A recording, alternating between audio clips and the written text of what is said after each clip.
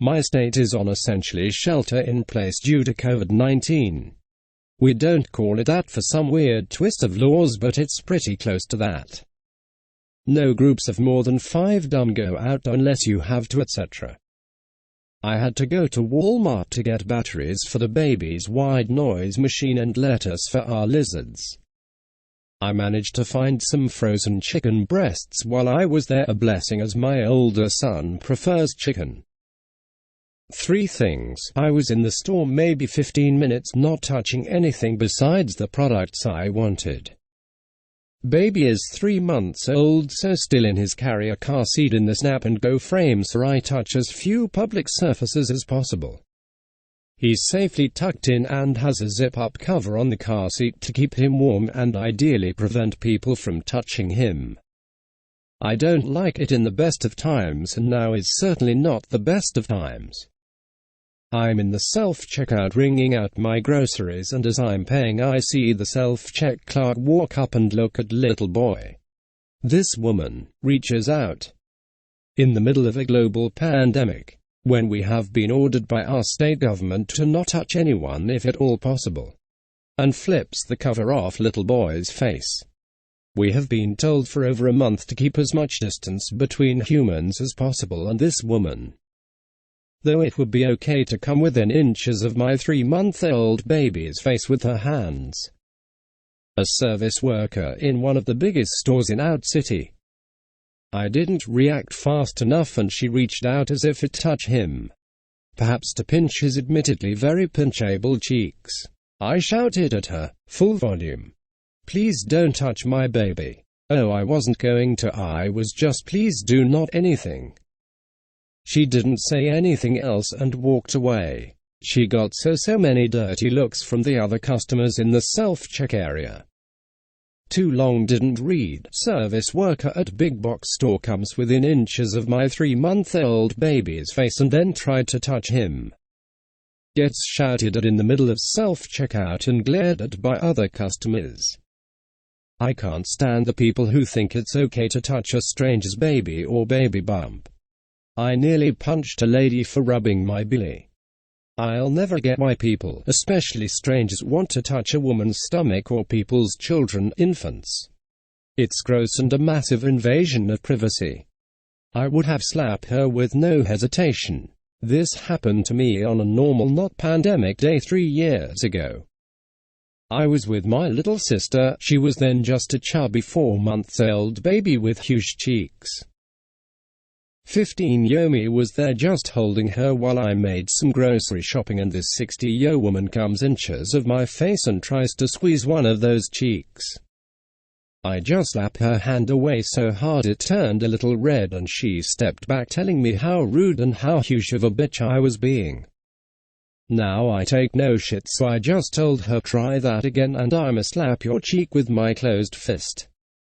I never ever let anyone touch my little siblings while I was with them. Babies are like pieces of a museum. You look but don't ever touch. If she had actually managed to touch him, I would have hit her. 75% of my extended family is in the risk group. 1 infant, 1 immunosuppressed, 1 lung cancer survivor with 1.5 lungs who is also over 70, 2 other over 70s, and 10 smokers. There is only 4 people who aren't in the highest risk group. We are being very careful. Maybe you should make a little sign FR the next time you go out, hands 0FF my baby, or do not touch the baby unless your hands have been boiled or something. Would be nice if that worked, but I cannot take my service dog to any place pre-pandemic. I'm a high-risk category, so I'm not leaving the property even if it's on fire with her. Giant patches on her vest saying please leave her alone, she's working, and still people, all adults. Kids always insist on interacting with my dog, touching her, trying to give her treats, wanting a photo with her, yes, seriously. And making a quick trip to pick up some bread or whatever, and it takes me an hour instead of 10 minutes. I have strong doubts they'd pay attention to a sign on a little human either. Sometimes I ask if they would demand a person's wheelchair to play on, too. Oh my, does that offend them? Twattosauruses. This is a story I wanted to tell for so long but is not really entitled person in my opinion.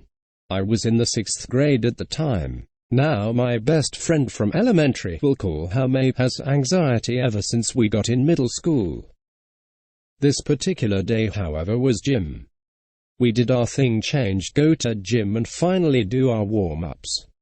Then the coach set up a game and we got into our teams. When that was done, my team went first.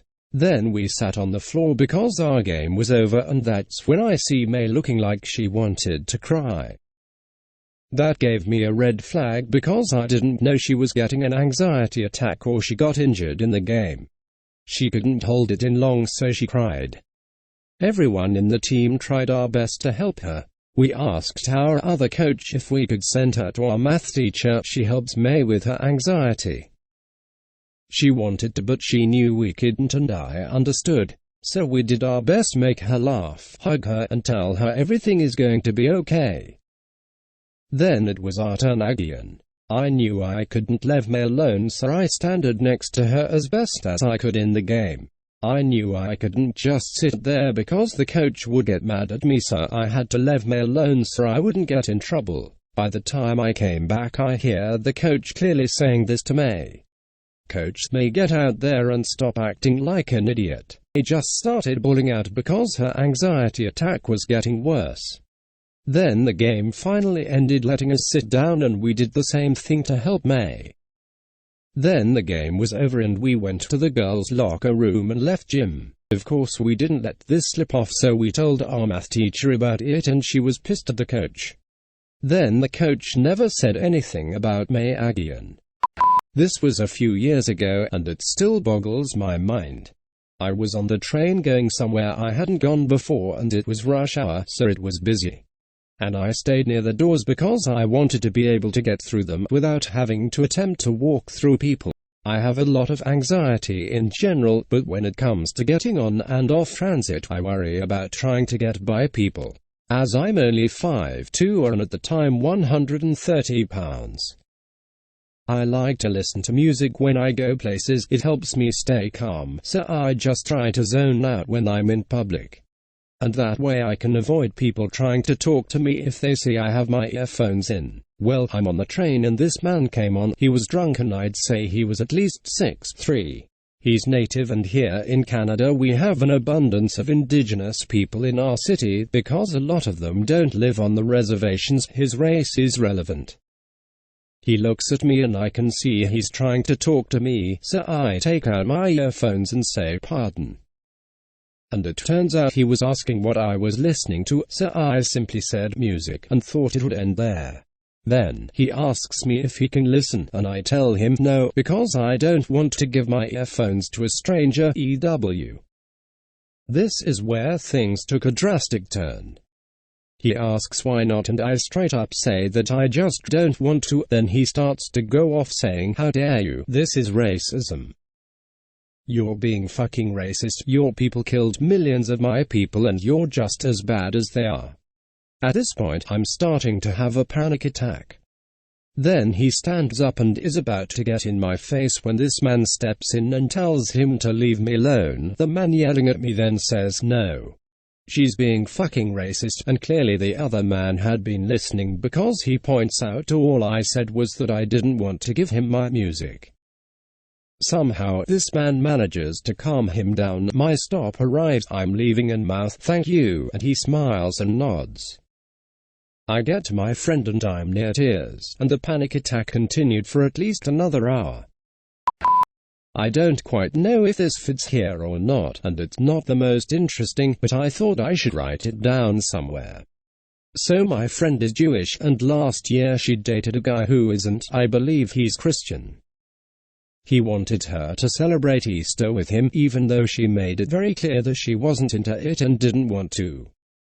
At the point when this happened, I don't even think they were even dating anymore, but he was trying to get her back. He gave her an Easter basket full of plastic eggs with a note on top that's something along the lines of "Happy First Easter," or "I hope you're enjoying your first Easter." Inside of the eggs were chocolates and little notes that said either some romantic mush or things he liked about her.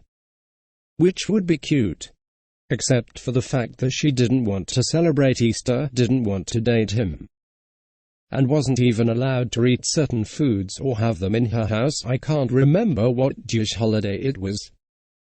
Basically, he was into himself and what he wanted her to do, that he proceeded to ignore the wishes and religious obligations of the girl that he was trying to get with. Some people are just so self-centered. Shaking my head. Edit. I've been told that the holiday is Passover. Thanks for all the explanations. Smiley face. That shows an enormous lack of respect from him. To openly shun and ignore her faith screams warning signs for future emotional abuse. During the Christian Easter, the Jewish faith celebrates Passover. Just like Easter for Christians, it is their highest holiday. However, it has an entirely different history and meaning. Also strict requirements if the celebrants are Orthodox or even strong in their faith. Rules like no leavening in the house, yeast, baking powder, thw home must be clean and ready.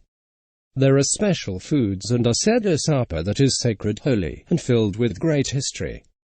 For him to refuse to learn about her beautiful faith, to learn about her, is arrogant and ignorant. What I find ironic is that Jesus is Jewish and he observed Passover while he was on earth. Apparently, the entitled idiot is ignoring all of that. There are a lot of Christians that gloss over huge chunks of the Bible to suit their own agenda. So I am a huge Fashion Week lover. Every season one get to know some models. Most of the one I know are Koreans or Japanese. In January there was the male fashion week in Milan. I met a new model, BC. It was his first time on MFW and he didn't have an agency. Since I knew more people than BC in the game, I helped him. I found him an agency, I helped him with translations, and we soon became good friends. To me, models are always something mysterious. Some of them look up for girls just to have sex, majority, while others are down for a friendship. BC. He was going to stay till March 1st.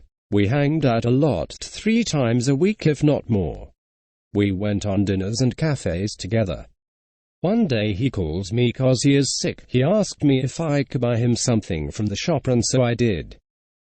I arrived at his house, he was half asleep. I sat on the bed and handed him the bag. He hugged me from behind and I left. All in a friendship way, since he knows that I've been in a relationship for 2 years now. I then introduced him to some of my friends, not models, which I thought were fun. We all decided to go out for dinner and some drinks. That's when shit went down. That night we were 6/7 people all having fun drinking beer. Then DB comes over. She's the best friend of one of other girls. We start a conversation and she asks me, "Is BC your boyfriend?" I answered, "No, we are just close friends. My boyfriend is in Pavia, haha." After a while she started talking of a friend of her who is doing modeling as well. I knew him but I kept quiet, saying how he likes to *CK with girls around, and my comment was BC would never do that.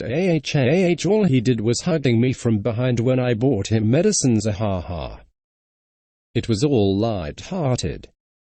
Couple weeks go by and BC is not texting me. I decided to call him. He doesn't answer. I get worried and call him 2/3 more times. He pick up the phone. Me. BC, what's wrong? Is everything okay? BC, URSL*T. DB told me everything. Me confused. DB. The girl we met last time. What did she tell you? I have never spoke to her if not that night. BC. DB told me you always talk bad of me. You told her I am a burden to you and said I am F***CKER. I was in shock and contacted DB on Instagram asking for explanation in a kind way. Me. Hi, I am up from that night. I just talked to BC and he told me that you think I am a fake friend and that you heard me talking *T about him. Is this true? DB. I don't know, it's your problem. I am just getting close to him. You were before, right? So can I.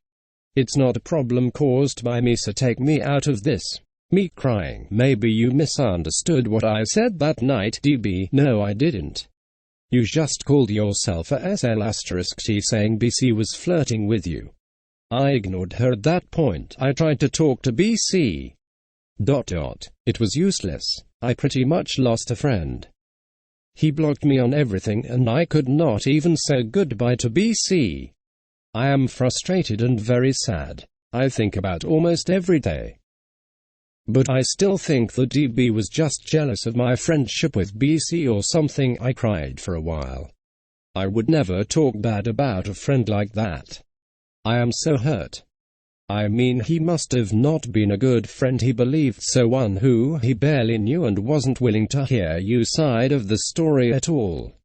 My thoughts exactly. My friends told me so as well, but he may be stupid, but I still think she was not being correct. She is in the wrong, there is no doubt on that, but BC is in the wrong as well. Think about what you would have done if some random person came up to you and said those things about BC. Would you have just not talked to him? Or would you have asked what the fuck? There's this program called Read 180 that helps kids whose reading levels are below average. My mom and other people use this, but there's one teacher who doesn't use it. K is a student in ET's class who can't read at all. He was homeschooled his whole life but never learned how to read. When he moved into ET's class, M gave ET lesson plans under the Read 180 program. Fast forward 1 week and there's a meeting. ET, what do you have to report on for K? ET, oh, I haven't started it yet. It's been 1 week. You need to start. ET, okay. Since T knows more about Read 180 than ET, sends T over to monitor a class. ET is working with K, but not using the Read 180 program. T said something to ET that ET didn't like.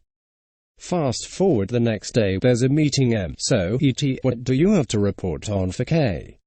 ET, I couldn't use it because T was standing over the whole time, making me uncomfortable. TM sent me because you weren't using the program when you were told to. ET, but she said something to me that I didn't like. She can't boss me around like that. ET, T is not bossing you around. She's telling you how to work because you don't know how to. ET, I can work how I want to and she can't make me do otherwise. ET is now crying elephant tears, fake crying, and is trying to get the other teachers in the meeting on her side. The whole situation was a big mess. ET has a history of being a snotty teacher, never accepting when she's in the wrong. Okay, bye. Crying elephant tears is a new expression for me, only hear of crocodile tears. Elephant tears are bigger. Hey, you watched all of this video. Thank you so much. Subscribe and watch another content by me.